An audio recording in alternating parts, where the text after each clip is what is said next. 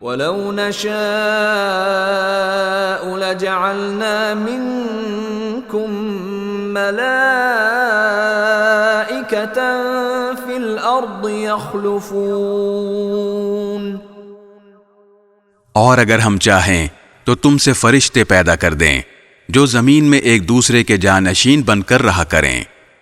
وَإِنَّهُ لَعِلْمٌ لِلسَّاعَةِ فَلَا تَمْتَرُنَّ بِهَا وَاتَّبِعُونِ هَذَا صِرَاطٌ مُسْتَقِيمٌ۔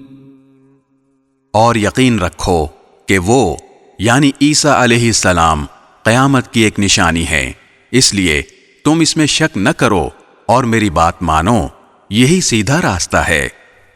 وَلَا يَصُدَّنَّكُمُ الشَّيْطَانُ إِنَّهُ لَكُمْ عَدُوٌّ مُبِينٌ۔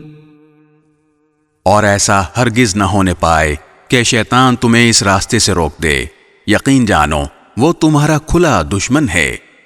وَلَمَّا جَاءَ عِيسَى بِالْبَيِّنَاتِ قَالَ قَدْ جِئْتُكُمْ بِالْحِكْمَةِ وَلِأُبَيِّنَ لَكُمْ بَعْضَ الَّذِي تَخْتَلِفُونَ فِيهِ فَاتَّقُوا اللَّهَ وَأَطِيعُونِ۔